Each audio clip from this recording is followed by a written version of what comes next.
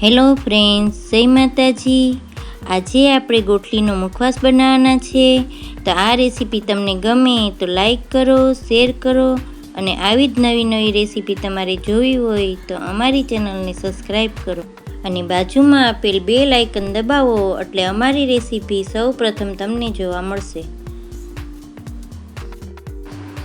ગોટલીનો મુખવાસ બનાવવા માટે મેં સુકાઈ ગયેલા ગોટલા લીધેલા છે.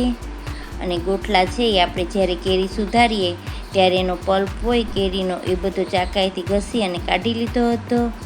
અને પછી મેં તડકે 3-4 દિવસ માટે સૂકવી દીધા હતા. તો હવે આપણે ગોટલાને બાફી લેવાના છે. તો બાફવા માટે મેં કુકર લીધું છે અને કુકરમાં આપણે ગોટલા છે એ ધોઈ અને લઈ લેશું. તો ગોટલા છે મેં બધા ધોઈ લીધા છે. હવે આપણે એમાં પાણી નાખી દઈએ અને પાણી છે એ ગોટલાથી 2 ઇંચ જેટલું ઊંચું રાખવાનું. તો આપણે પાણી ગોટલાથી 2 ઇંચ જેટલું ઊંચું રાખેલું છે. તો હવે આપણે ઢાંકણ ઢાંકી અને 5 વિસલ થાય ત્યાં સુધી એને ગેસ ઉપર આપણે રહેવા દઈશું. અને ગોટલા છે એ સરસ બફાઈ ગયા છે અને ગોટલાને મેં ચાયણીમાં કાઢી લીધા છે. હવે આપણે આ દાંડીનો ભાગ હોય ઉપરનો ત્યાં આપણે 2-3 દસ્તા મારશું એટલે ગોટલો છે એ સરસ તૂટી જશે.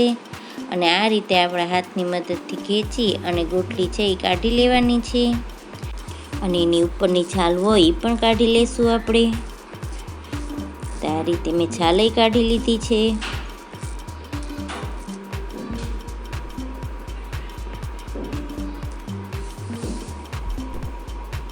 તો આ રીતે આપણે બધી ગોટલીને ચોખ્ખી કરી અને ખમણી લેશું. તો આપણી બધી ગોટલી છે એ સરસ કાઢી લીધી છે અને ઉપરની છાલય કાઢી લીધી છે. હવે આપણે આ પટ્ટી ખમણી છે એમાં આપણે ખમણી લેશું. અને તમારે ઝીણું ખમણ કરવું હોય તો ઝીણું ખમણ કરી શકો અને કાં પછી ટુકડા પણ કરી શકો.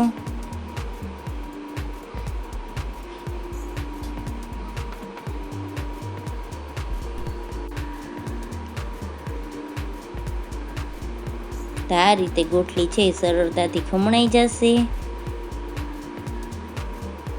અને ગોટલીનો મુખવાસ છે તમે મિક્સમાં મુખવાસ કરવો હોય તો પણ કરી શકો અને એકલો ગોટલીનો કરવો હોય તો એ પણ ખાઈ શકો.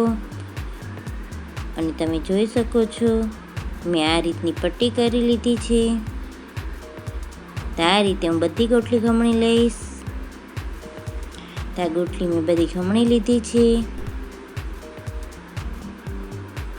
તો હવે આપણે કપડામાંથી એને સૂકવી દઈશું. અને મેં ઘરમાં પંખા હેઠે જ સૂકવેલી છે અને 1 દિવસ માટે આપણે એને સૂકવવા દઈશું. તો આ રીતે આપણે એને પોળી કરી અને સૂકવવા દેવાની છે. તો તમે જોઈ શકો છો ગોટલી છે આપણી સરસ સુકાઈ ગઈ છે. મેં હાથેથી તોડી અને ચેક કરી લીધી છે.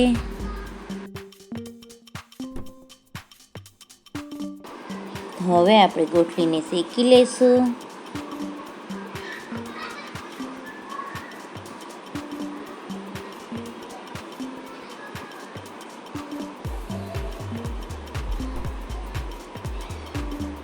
તો ગોટલીને શેકવા માટે મેં એક જાડા તળિયાવાળી કઢાઈ લીધી છે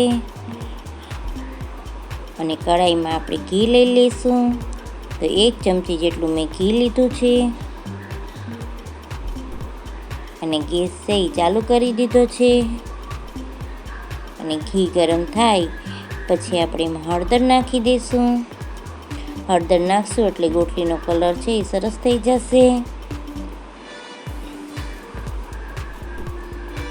હવે આપણે એમાં 5 ચમચી જેટલી હળદર નાખી દઈએ અને હળદરને આ રીતે ઘીમાં મિક્સ કરી અને પછી આપણે ગોટલી નાખી દઈશું.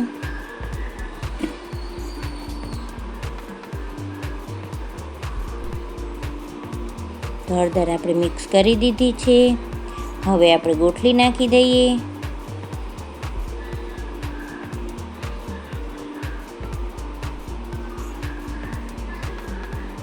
હવે આપણે એને આ રીતના મિક્સ કરી દઈશું. અને ગોટલી છે આપણે ઘીમાં જ શેકવાની. ગોટલીને આપણે ઘીમાં શેકશું એટલે ટેસ્ટ સરસ આવશે. અને અડધી ચમચી જેટલો આપણે સંચર પાવડર નાખી દઈએ અને 5 ચમચી જેટલું આપણે મીઠું નાખી દઈશું. અને મીઠું અને સંચર છે એ આપણે ગોટલીને પછી ચાખી અને વધઘટ થતું હોય તો નાખી શકીએ. અને આ રીતે આપણે ગોટલીને હલાવતા રહેવાનું, જેથી કરીને તળિયે દાજે નહીં. અને ગોટલી શેકીએ ત્યારે આપણે ગેસ છે એ ધીમો રાખવાનો. તો આપણી ગોટલી છે એ સરસ શેકાઈ ગઈ છે. તો ગોટલીને મેં 15 મિનિટ માટે શેકી છે. તો 15 મિનિટ પછી આપણી ગોટલી શેકાઈ ગઈ છે. તો આ રેસીપી તમને ગમે તો મને કમેન્ટમાં જરૂરથી જણાવજો.